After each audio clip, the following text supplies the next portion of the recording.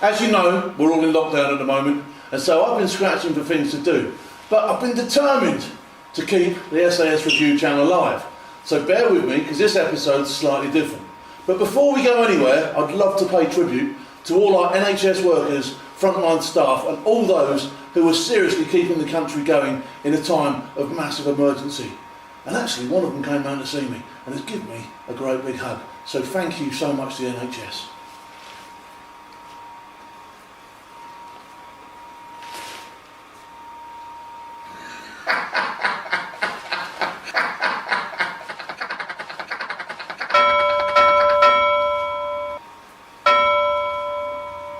Right, I thought we'd start by doing a little bit of fitness in the kitchen, because we always come in here and all we do is munch. So, what I thought I'd do is I'll do the fridge workout. There we go. This is something I do a lot of. This is in and out all day long. Wendy goes mad. All right, you failed. Don't worry about it. Right, okay. We're going to do a bit of cooking now. We're going to do a 5-minute cook, but unfortunately, because of the way things are in lockdown, I've got to utilise what I've got.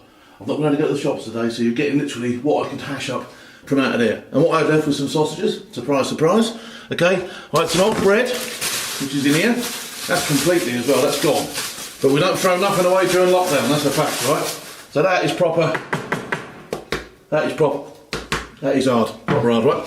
So, we've got bread, we've got eggs.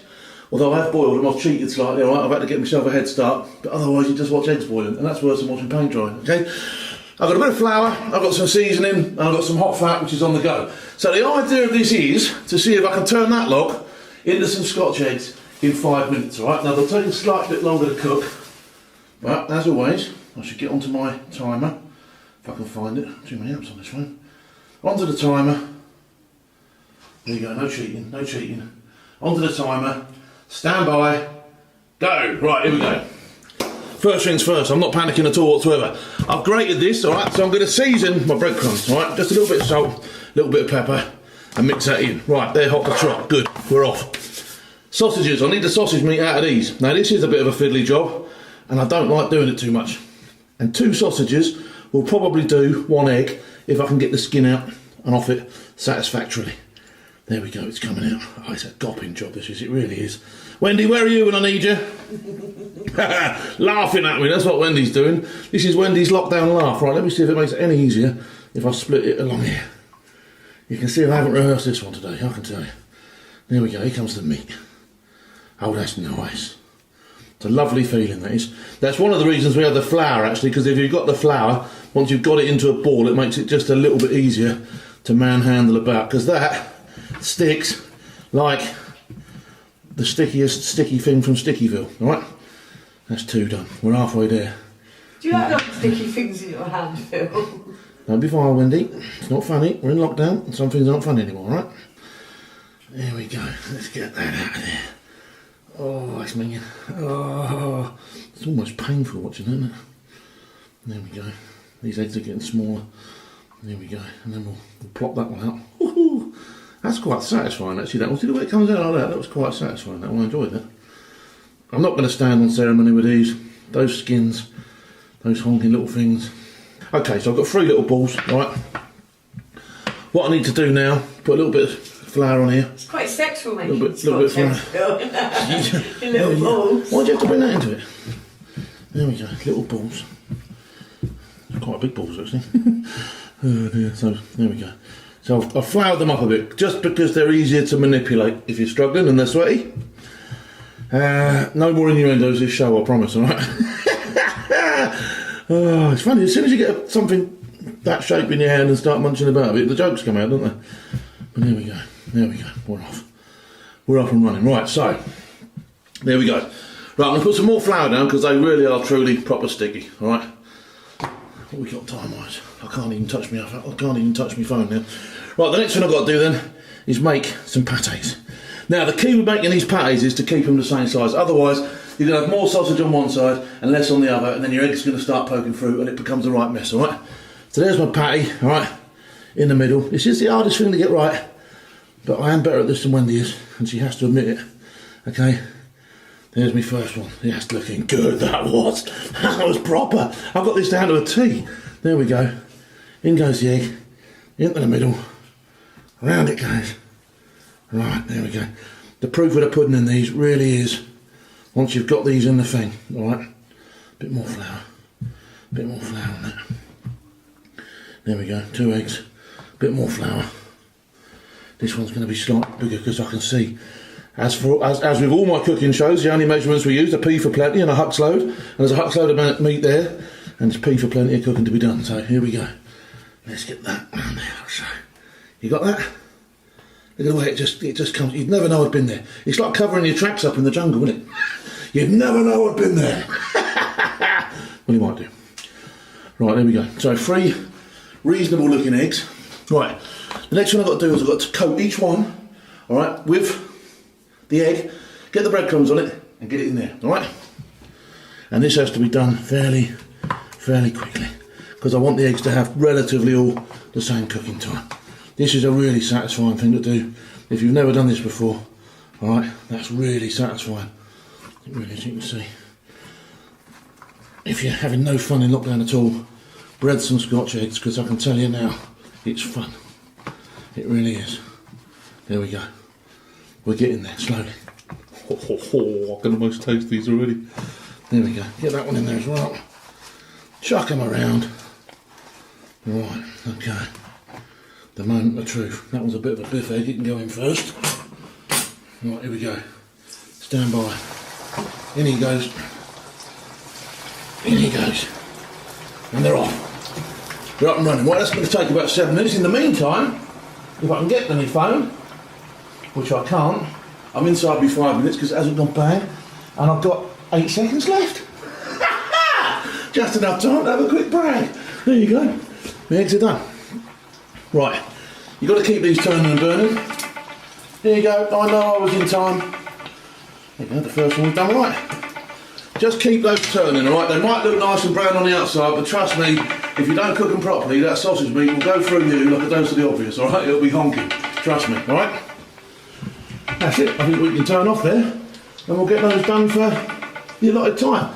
When I come back to these in a minute, I'm going to let them stand for a bit, and I'm going to cut them, and that's when the proof of the pudding's in it, because that's when we see if I've managed to get the egg in there properly, or if I've done more one side than the other. Right, as you can see, in the time it's taken these to cook, which is roughly about 6 minutes, okay, I've managed to clean up miraculously, with the help of Wendy, of course. Right, here we go then. So you can see, nicely golden brown. I'm going to dump them on the old thing because they do hold a lot of that fat. It's nice to drain a little bit of that grease out of them, to be honest. There we go. But they're nice, aren't they? They're like dinosaur eggs, aren't they? Well, I know what dinosaur eggs would look like, but that's how I'd like a dinosaur egg to look like if it was a dinosaur egg. Right, there we go. What I'm going to do is I'm going to let them cool down for about 15-20 minutes before I open them up and watch my programme. Let's talk watches. Right, I know that loads of you out there will love your watches, okay? And it's one of my passions. I've always when I was in, strived to get myself a decent watch one day. And now, I'm fortunate and I've got myself one. There's a story behind mine as well. So, when I first left the regiment and I went onto the circuit, I was acutely aware that I'd be going to some very dangerous places in the world, and the chances were one day I might be in a situation where I would need some cash or something I could hand over as a gizzit to get me out of there. It first came really apparent actually in Afghanistan, because I got there just after the war had sort of like finished, and we were coming and going all the time, and flights were really difficult to get hold of, and especially if you wanted to come in through Pakistan or leave through Pakistan, you could have some major difficulties, and it really could get down to first come first served with whatever you've got. Now, a watch holds its value. It really does. A good watch will hold its value. And the watch I'd always wanted had been an Omega Seamaster. And this is that Omega Seamaster that I bought with the money from my first trip out there, okay? It wasn't cheap. It came with about a £3,000 price tag, okay? But it's been worth every penny of it. And I bought that over... I bought that in about 2003, so I've had it a very long time. It's weathered extremely well, and some would probably argue it's actually gone up in price. It's the chronographic model that they did, the Seamaster Chrono, okay? It's an extremely sought after watch. It's a great piece of kit. It's all stainless steel. It's got a movable bezel, more for your divers. It is essentially a diver's watch. Now, I'm not a diver. I don't profess to be a diver, but I do profess to like my watches. So it's got the bezel. It's got the dials on there, which basically, in conjunction with the buttons on the side, act as a bit of a stopwatch. Okay, so you've got a stopwatch capability with this watch. It's a great function, and it works extremely smoothly. Okay, so start, stop, and reset are all on one side. On the back of the watch, it's extremely nicely engraved as to being their Seamaster, which you might or might not be able to see through the back there. Okay, and the front of it, those hands are proper luminous. All right, they are really good in the dark, and we'll have a look at that later, I'm sure. Right, the other feature of this watch then, which was an absolute must for me, is that the bracelet extends not just to there, okay, like most watches, but all the way to there. Now that is a feature that's put on there so that you can wear it on top of your wetsuit.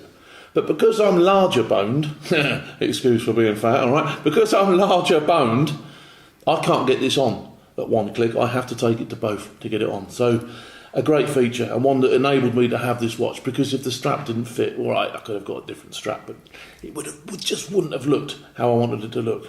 A great bit of kit, I think you'll agree. The Omega Seamaster. Well, that's my watch, and so far I haven't had to use it, so I've locked in. Although I'll tell you what, it might be handy to get out of Spain if this lockdown goes on much longer, I can tell you. Right, around my house, and I've got a few bits and pieces from my past with us here.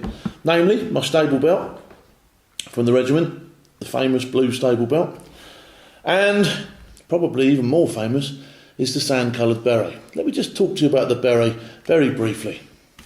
So the reason it's sand, lots of theories behind this, and I've been told 2 or 3 different ways, but as I understand it, when the regiment was formed in North Africa by Sir David Stirling, the then David Stirling, Colonel, kit and equipment such as berets and stuff like that wasn't at the top of the priorities list. Okay, so there was all sorts of different stuff you could get hold of, like ammunition, jeeps and that, in the bundle load because you're at war. But stuff like headdress, well, who wants to take a box load of headdress? So they sourced some berets from none other than our friends the French, and the original berets were white. Okay, that's all they could get was white berets from the French. But after a time in the desert, and sticking it on and taking it off and sticking it on and bunging it in your pocket and under the vehicle and sat on it and wiping your thing down, you'd hit the picture, didn't you? It went that colour. So that's the story. That's the story I like behind the colour of the beret. And then when they subsequently came back, eventually they picked the colour properly and chose that colour, which I think actually the sand-coloured beret is an alley colour. Let's talk about the cap badge then, the winged dagger. All right, everybody calls it the winged dagger. Well, this was reportedly designed by one of the lads, all right, one of the guys at the time during that era. And a lot of people will tell you, a lot of people will argue, in fact, with you that it's not a winged dagger, it's a flaming sword. The sword being the sword of Damocles, which is, obviously, the sword of Damocles hangs above your necks, ready to chop at any time, isn't it? The sword of Damocles. And the famous motto, the who dares wins. But is it a flaming sword, or is it a winged dagger? The cap badge is cloth. Now, loads of things said about the cap badge being cloth and all that sort of stuff. Again, it's great being cloth because it doesn't shine at night, does it? But that's not the reason it was cloth. The reason it was cloth was because at the time, when they needed a cap badge, they came up with the design and realised they couldn't make a metal one because they were in Egypt. So they went down to the souk, they sourced the material, they sourced someone who could do it, and they literally cobbled together and stitched together the first cap badges. And I think it's nice having a cloth cap badge. I think it's alley having a cloth cap badge. There you go. So, I thought I'd just mention that. Anyway, I can feel I'm rumbling downstairs here. Time to go and find them Scotch eggs for you. You have a butcher's at that lot. Right, get rid of this lot. It's time for the main event. Here we go. Yes. Right, weapon of choice today, kitchen knife. Target, Scotch egg. Right, let's have a butcher's at these things. Let's see how I did with them, shall we? Open them up. Oh, look at that. Oh, come on, have a word. Wendy, who's your daddy? Who's your daddy, Wendy? I'm not opening up any of the others. Right, and my sauce of choice today is the good old salad cream, because a bit of salad cream on that, you cannot go wrong, I'm telling you now. There you go. Oh, sometimes I like to lift the egg out, put it in behind, and then put the egg back in. I'm not giving you all my hacks, I'm telling you. That is a life hack. That is a life hack right there. Oh, no, stop, cut. Get off me. I'm enjoying this far too much. Oh, that is absolutely gorgeous. Here you go. Me for the day. As I promised you then last week, as part of my SAS Man Reviews channel, what could I possibly ignore? Well, SAS Who Dares Win Celebrity, of course. And the first episode has just aired and didn't give us loads to talk about. Well, as I saw it, it was mainly about breaking things down. But listen, we break them down like Big Phil Campion says, break them down and build them back up. That's exactly what we do.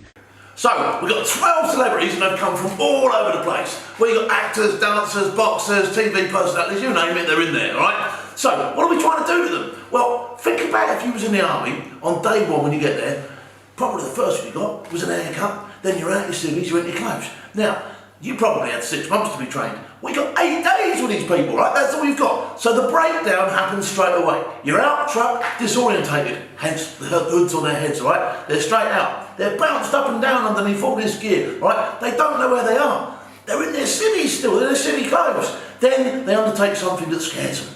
Alright, they go straight into the abseil, right? A backwards abseil for your first thing you've done in training ain't a bad effort, I'll tell you that now, right?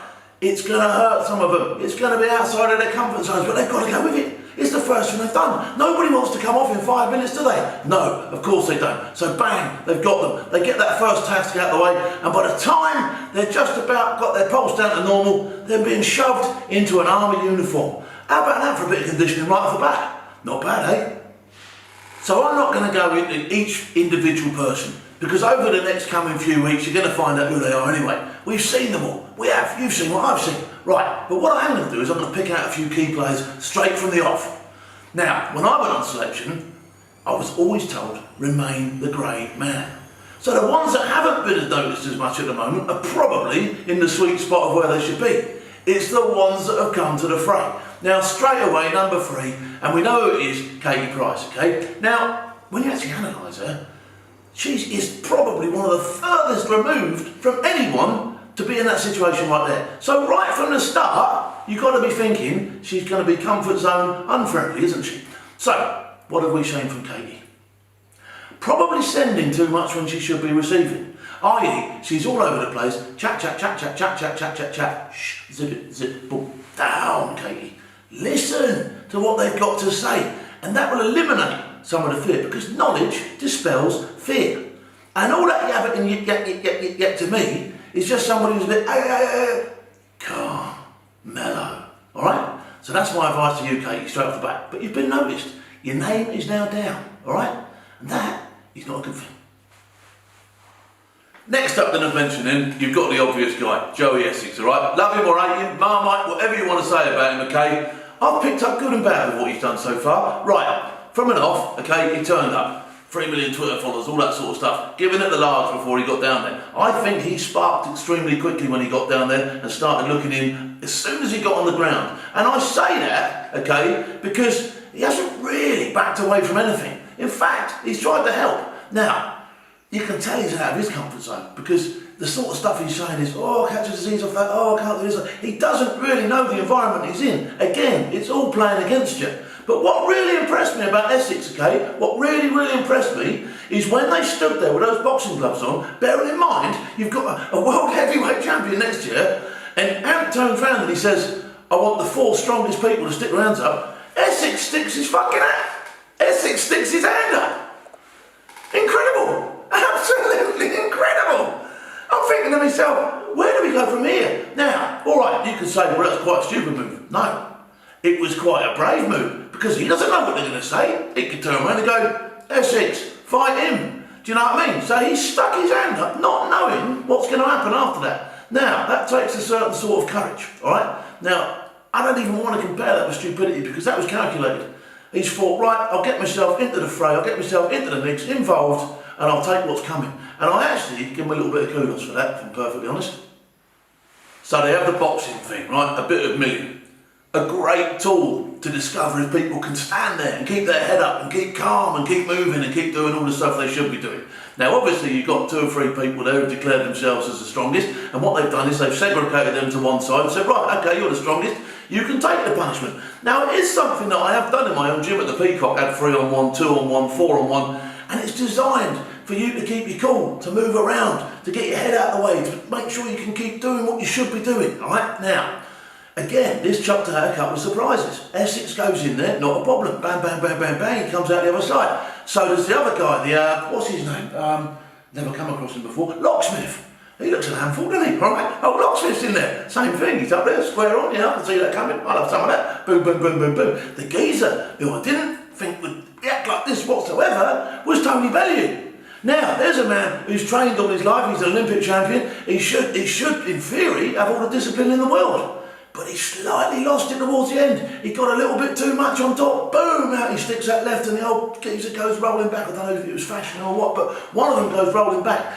Then they stop it, alright? They stand him too, and Ant has a bit of a pop at him. He's fuming. Now, I get this, right? Tony's a fighting man. He's a lot like myself, he's a lot probably like Ant and Billy and all those, alright? We're fighting men, we're warriors, that's what we do, okay? You've got to control that. It's no good to anybody if you can't have the self-control. So I think it was a real point that I picked up on straight away. That was, like I say, self-control. You've got to have it, and I felt probably shaded just a little bit on the darker side on that one. I'm sure Tony will pick it up. I'm sure he will. And at the end of the day, it's something that he can work on, and it was pointed out to him fairly quickly what had gone on. All right, he knows he's not daft. But it'd be nice to see him come back from that.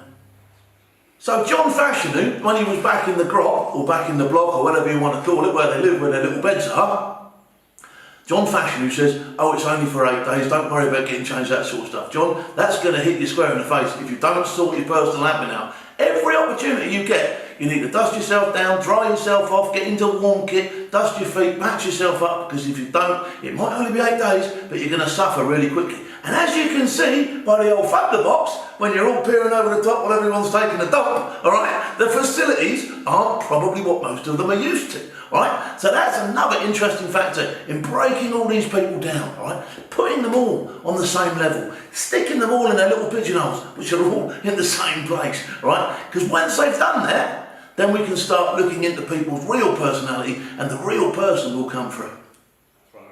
Let's just quickly take a deeper look at personal admin. Now, when I was in, I was actually a personal admin vortex, which meant my admin was all over the place.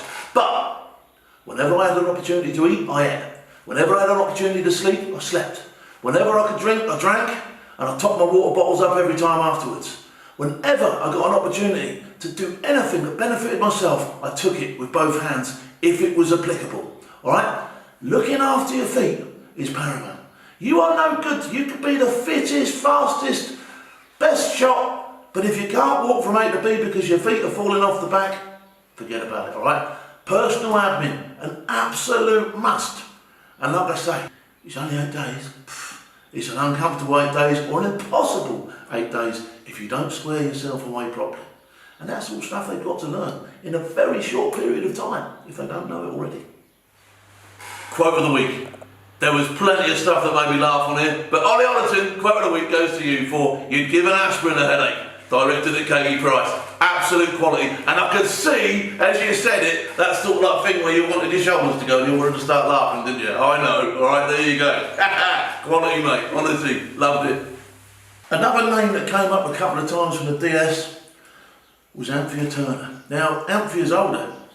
She's probably older than me, I think. I'm not sure how old she is exactly, but that's a tough place to be when you're in your sort of like, when you're in the autumn of your years, as it were, Anthea, without being too out of order, alright? That is a tough place to be. By the way, you're looking alright, Gil, you're looking alright, okay? But you did to me, looking in from the outside, look as if you were slightly struggling with what was going on a couple of occasions. I hope you proved me wrong, okay?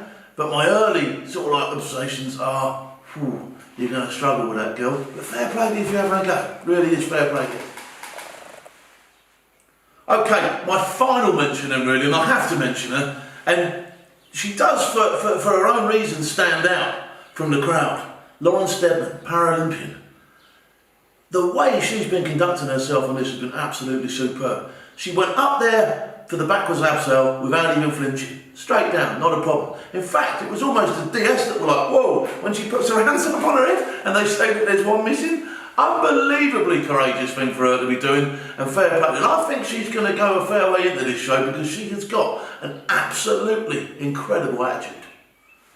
So that's where we are for the first episode. It was a fun episode, it was good. And some of the characters are starting to boil already, and some are just coming along slowly, and some we've hardly noticed. And that's the way it is in all these establishments, on selection, on any army training camp, on even things like selection for the fire service, I would imagine. On day one, you're being taken out of your comfort zone. The speed at which we do things will impact on the way that you behave after that. And as you see, as this show progresses, I would imagine it's going to be quite heavy going for 8 days. But I'm looking forward to it. It's going to be fun. And we're going to pick apart everything we see, and I'll try and explain it to you in a way that you can relate it back to yourself, because that's the way that we do it. In the meantime, this was a lockdown show for me. I filmed most of this myself, okay?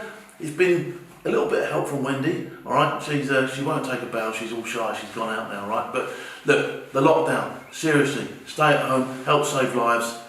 And if I want to leave on one note today, it's just a great big thank you to the NHS and all the frontline workers, okay? The shelf stackers, the lorry drivers, anybody who is out there making a difference. Well, I'll tell you what, from right away,